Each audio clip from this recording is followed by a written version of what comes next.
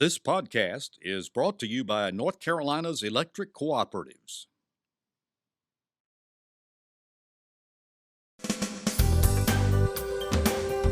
This is NC Spin, an unrehearsed discussion on issues of interest to North Carolinians. Now, here is your moderator, Tom Campbell. Thank you for tuning in this week's NC Spin. 'Twas the week before Christmas, and all through the state, too many had come down with the virus we hate. Old Santa knows just what we need and has a sleigh full of shots coming our way with some speed. Until it's our turn, we know just what to do. Mask up, socially distance, and wash our hands, too. Grab some eggnog and drink it real slow, because you're going to want to watch this week's NC Spin show. Our panelists include Dennis Wicker, former Lieutenant Governor of North Carolina, Rob Schofield, Director of NC Policy Watch, John Hood, the Syndicated columnist and author, and Chris Fitzsimon, Director of the state's Newsroom. We'll begin our uninterrupted discussions after these brief messages from our underwriters. Your life is more flexible and efficient than ever, and your energy is too. See how North Carolina's electric cooperatives are building a brighter future for the rural communities we serve at ncelectriccooperatives.com/brighter. The big issue in 2020 is healthcare. Let's talk basics. You are the key to your own personal health, but there is strong evidence that if you have a relationship with a family physician, your quality of life will be better. You'll likely live longer, and you'll have 33% lower healthcare costs. Your family doctor knows you, has your medical history, and can quickly diagnose health problems. Family Physicians, your trusted healthcare advisor for life. Let's begin the spin. Earlier, Senate President Pro Tem Phil Berger was asked by a reporter whether he'd be willing to stand beside Governor Cooper and work together on this pandemic. I'm going to ask our producer, Nick Fuchs, to put up the quote that Senate President Pro Tem Phil Berger said. He said, "I don't want to stand next to him and have it misconstrued as to whether or not I fully support what he's doing." Well, Rob Schofield, was Berger just not on his meds here? What's your reaction to this message? Well, first of all, I think given all the dangerous super spreader events that the Republicans have been holding in North Carolina of late, I'm not sure anybody would want to stand next to Phil Berger, least of all Governor Cooper.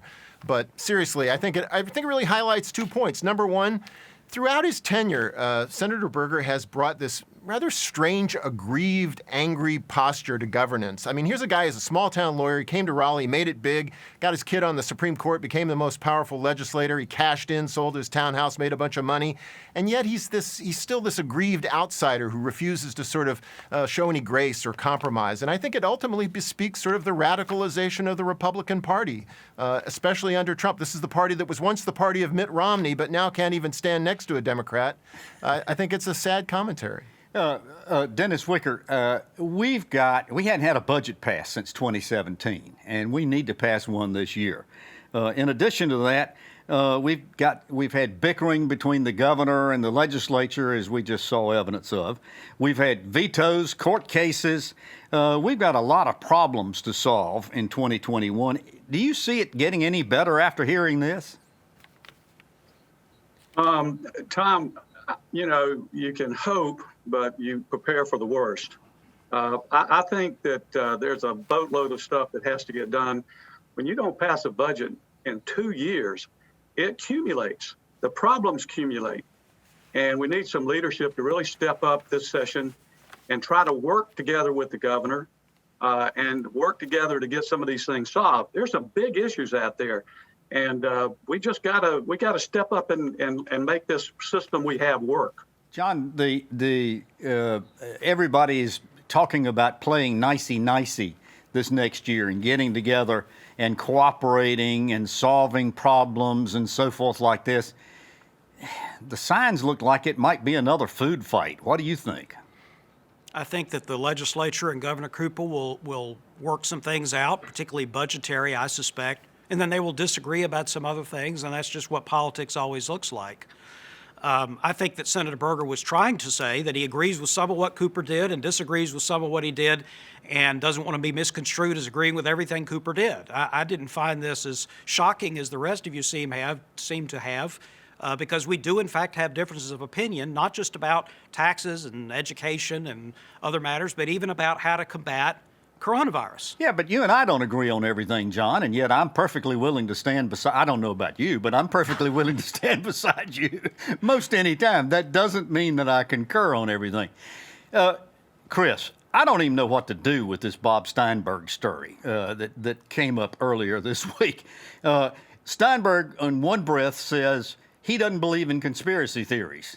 And then in the next breath, he says he's convinced that the election was stolen from Donald Trump, and that, so far as he's concerned, he agrees with the general that he posted on his Facebook page. He'd be willing to waive the writ of habeas corpus and enact the Insurrection Act in order to be able to overturn Trump's election. What do you make of all this? Well, and he also said that somebody has something on Chief Supreme Court Justice John Roberts, which is the reason that he's been making the rulings that he has. You know, we spend a lot of time. What's so frustrating is, you know, your temptation is to laugh and say, oh, this is so silly. This is an elected person who represents more than 100,000 people in Eastern North Carolina saying he's okay with violating the Constitution, with taking away civil rights.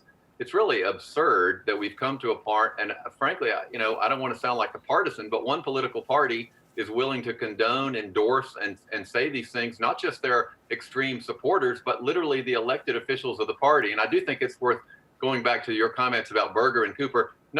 We have politicians every day who stand up and say, I disagree with so-and-so on X, Y, and Z, but we both believe it's important to stay safe. The problem for Senator Berger, I don't understand why he would never do that. But then when you see he had a staff party in a closed restaurant, and Republicans have had these events that Rob mentioned, somebody in North Carolina is going to die while we tape NC Spin today because of COVID. Somebody's going to die in North Carolina. 60 people are going to die in the United States while we tape this show because of COVID. And a lot of that is because people don't take it seriously. Politicians have the obligation to make us do that. And that's why I'm so disappointed. But Rob, Steinberg's not alone in this. I mean, there are thousands of people in North Carolina who believe in these I wanted to call them conspiracy theories. That's my opinion of them. But they are, in fact, conspiracy theories. Yeah, okay. You can call them. All right. So they believe what Steinberg and the president and all of these other people are saying. And again, as John said, they think the judges are just, in the bag, or the Democrats have something on them. What does it tell you about the state of our state right now? Well, I think it says something about the state of our country, and I think ultimately it's attributable first and foremost to Donald Trump, who is a cancer on this country, and I think he can't go soon enough. I think there are many hopeful ways in which things perhaps can turn in a different direction once Trump is out of the picture, although we don't know if he'll actually exit the stage at all. It's a very sad commentary, and again, I think it bespeaks the fact that a part of our body politic has been radicalized. We had Chris Cooper as a professor of political science at Western Carolina on a radio show I do recently, and he said that there's been a dramatic shift in the Republican Party, particularly under Donald Trump, where people who once believed in the United States, believed in the Constitution, believed in our form of government, are questioning basic premises of our democracy. John, you are usually our optimist on NC Spin, so I'm going to turn to you and ask, what optimism have you got so far as 2021 and the legislature and us being able to get things done? And what's it going to take to move people more toward the middle where they can compromise? Well, I do have some mixed feelings about this. I agree entirely with what Chris and Rob said about Senator Steinberg and the failure of others in North Carolina to speak out against it and say that what he said was not only absurd and laughable. It is true that we should laugh at it, but that's not the only thing we should do. We should condemn it. But here's what I would say about this and about many other aspects of the conspiracy theorizing that we've seen. Unfortunately, if you want to think about it this way, almost all of this is for show. There is no risk whatsoever that Joe Biden will not become president. There's no risk that Donald Trump will hold out in the White House and refuse to leave. There is not going to be a coup. There's not going to be martial law. None of that is going to happen. So it is all fanciful nonsense designed to entertain an audience. Don't you think it's The a con game by Donald Trump just to raise money? Isn't that effectively what it is? I wish I was actually going to say, like you and Rob said, this is just about Donald Trump. It's not. There are lots of other people. There's grifters out there raising money on this stuff and are hoping to do so for years to come.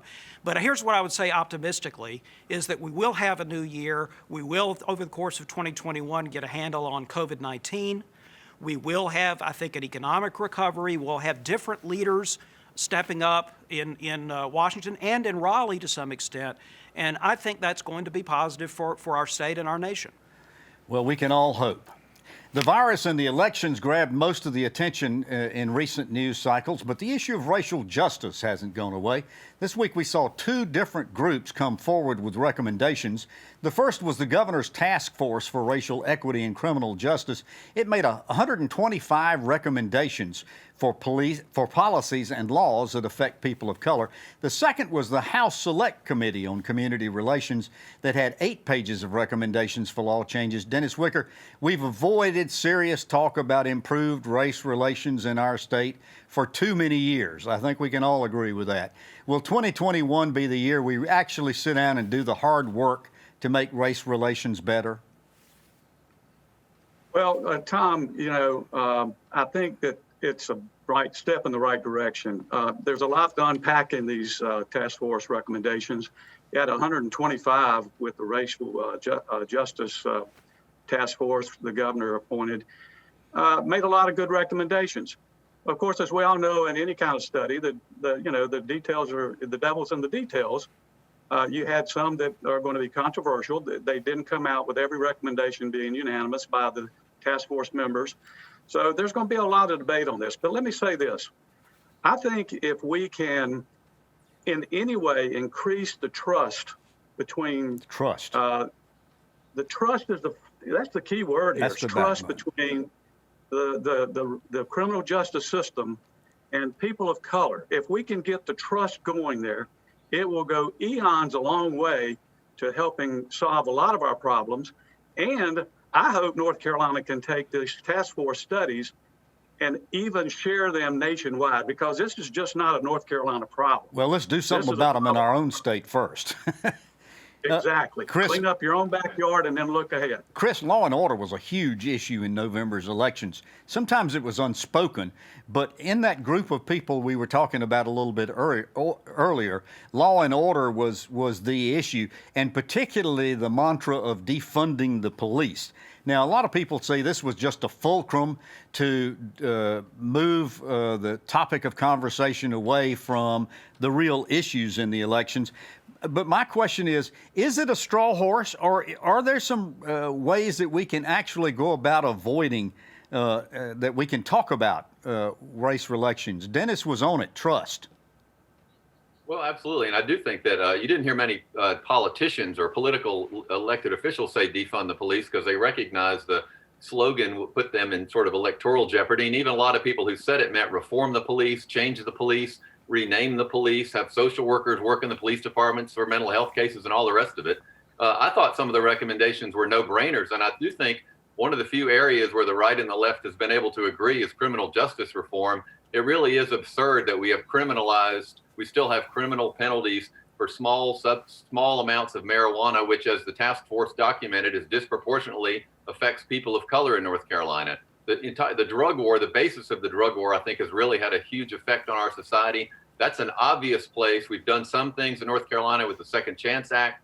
That's an obvious place. Why in the world would we want to continue to put people in prison for small, insignificant amounts of marijuana, whatever you think of it? There are a lot of all the recommendations aren't going to be enacted. Probably all of them shouldn't.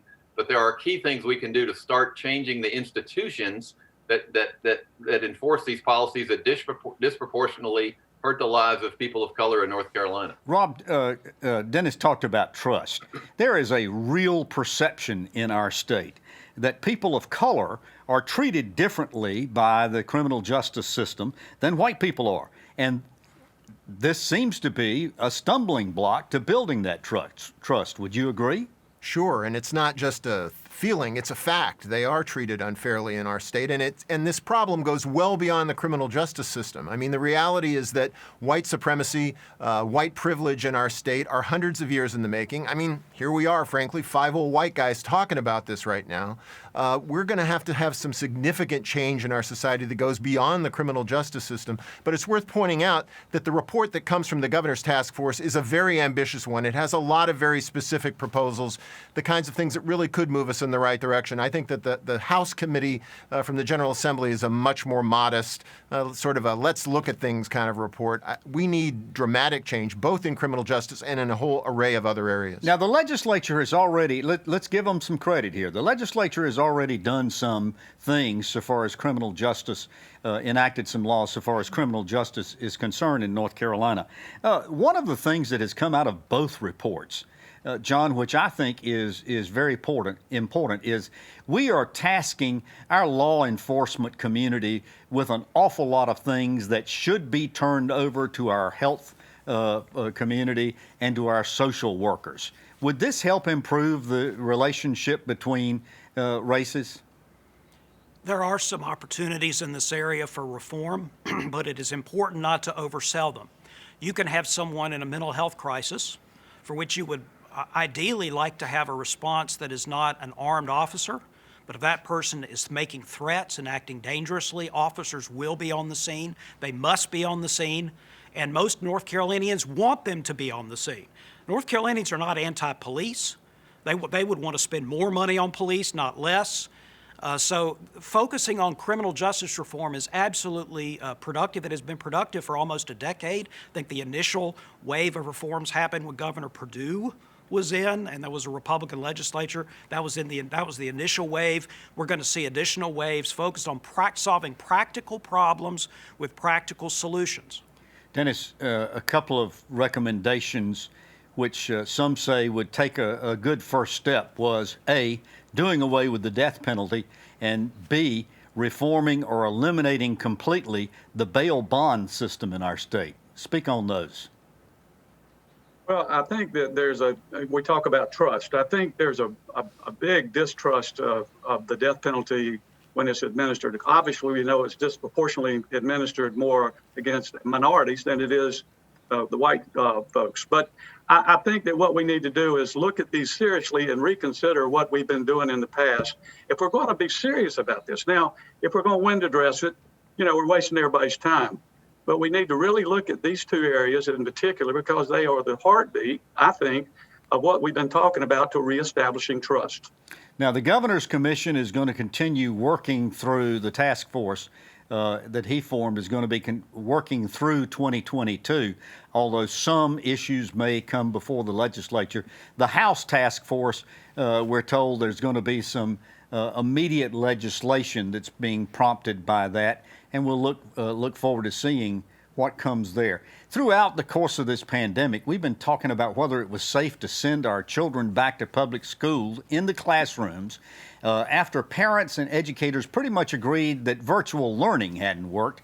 The final 3 months of last year and the first few months of this year, many schools decided to begin a phase-in of students to the classroom. And now we're hearing many of these same school systems say they're considering a return to all virtual learning. Chris, what's the impetus to return to virtual learning, and how well will this work in educating our children? Wake County just decided that after the holiday break, they're going to go back to virtual learning. Well, a lot of school systems are deciding to do that for the first few weeks of the year to see the impetus is clear. It is exploding coronavirus cases and COVID cases. We're now seeing some clusters in schools in Wake County and other places. Again, just because the young students don't have horrible side effects or horrible symptoms when they get COVID, they take it home. There's other people that are happening. We're at record cases, record hospitalizations. Sadly, we're getting close to record deaths in North Carolina. So I think the prudent measure is to take a breath. That doesn't mean the entire semester or year will be virtual, but we have to do this. The virus gives us no choice. Yeah, in Wake County, and Wake is not alone, by the way, in this.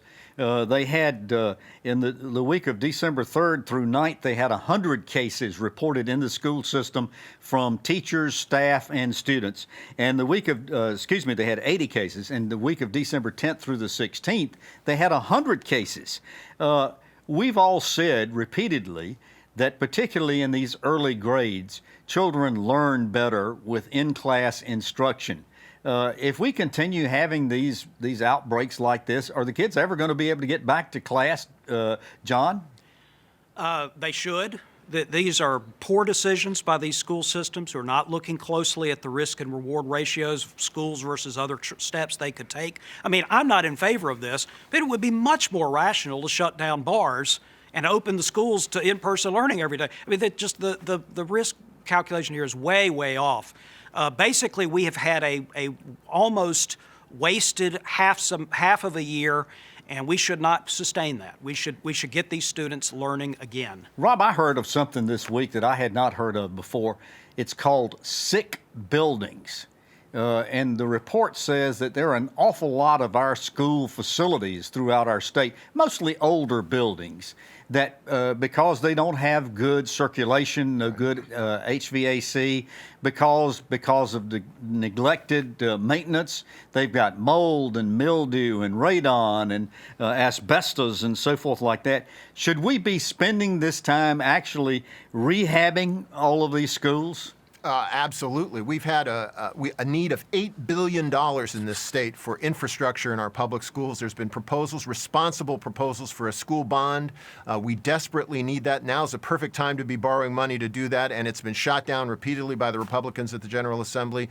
But aside from that, I think it's important to remember that, it's easy to say, let's go back to school. If you're a parent of a kid who sees a vaccine on the horizon and says, look, I can see that things are going to get better come spring, I'm probably willing to take this semester off and let my kids stay home. I think we're going to see more and more parents moving in that direction. But Dennis, it's not just the kids that are catching this virus, although we have understood that they are less susceptible either to catch it or to spread it.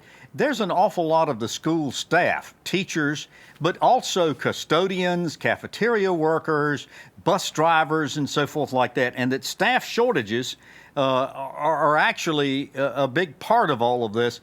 It's begging the question, in this hierarchy of who gets the vaccine, should we move school workers up on that, up to some one of those upper levels? Well, they certainly would have a priority, a high priority with me, Tom. I think if we're really going to teach our kids, we got to have teachers to teach them. We got to have custodians to help keep maintenance of the schools that we just talked about. If we don't have these people healthy, then they're not going to be able to conduct a class in school. Yeah, and we're seeing a lot of retirements. Chris, final question in this segment. Judge Howdy Manning, whom we all know and love, who's retired now, wrote an op-ed piece that appeared in the News and Observer and several other places throughout the state. He's saying what we should be doing is letting UNC-TV be offering expert teachers, particularly in the early grades with reading and math and some of those things, and let UNC put expert teaching in every classroom, since we cover 93.9% of all the households, and a lot of kids don't have broadband. Would you agree with that? Absolutely. That's a kind of creativity we have needed all along during this pandemic. And I think it does maybe mean not as many students and teachers are in the classroom. I think that's a good idea until we're on the other side of this pandemic. All right. Now it's time to move to asking the panel to tell us something we don't know. John Hood, I'll start with you. This is maybe one of the most 2020 stories ever, but a school in Bunn, North Carolina has installed a propane cannon on its roof and will fire it every day to scare away all the vultures that have been plaguing the community. How much more weird things can happen? We're talking about equine, not persons. You got it. Dennis Wicker, tell us something we don't know. Well, I'm going to tell you something you don't know about Tom Campbell. Oh. Tom, of course, is well known, highly regarded across the state, had a successful public career, wrote books, accomplished a lot, married a very lovely lady who happens to be a Methodist minister, and I'm fine with that because I'm a Methodist. But here's what you don't maybe know about Tom Campbell and his family. His family founded and started Campbell University, where now they have a law school, a pharmacy school, a medical school. It's a great family. Congratulations, Tom, for very successful achievements throughout a lifetime. And we need to say you're on the advisory board of one of the law school advisory boards, if I remember correctly. Chris Fitzsimon, tell us something we don't know.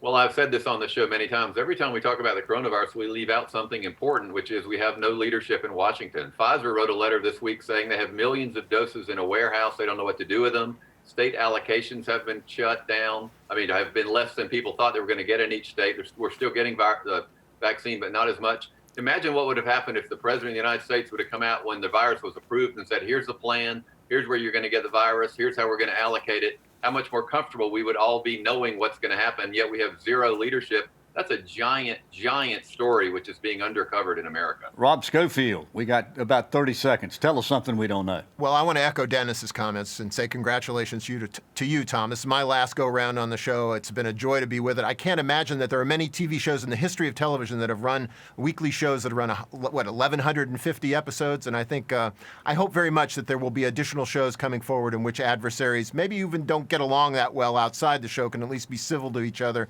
and debate the issues. So thanks for that. Congratulations. Thank you. Viewers see what goes on in front of the camera. They don't realize that this is really a family. NC Spin is a family. Well, you've heard our spin on the issues of the day. To stay informed during the week, sign up for our weekly email newsletter. Be sure to stay informed and watch out for the spin.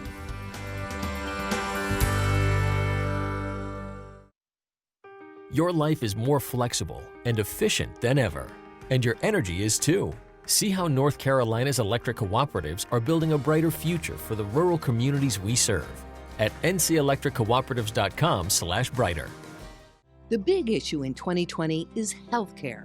Let's talk basics. You are the key to your own personal health, but there is strong evidence that if you have a relationship with a family physician, your quality of life will be better. You'll likely live longer, and you'll have 33% lower healthcare costs. Your family doctor knows you, has your medical history, and can quickly diagnose health problems. Family Physicians, your trusted healthcare advisor for life. Quality public television is made possible through the financial contributions of viewers like you, who invite you to join them in supporting UNC TV.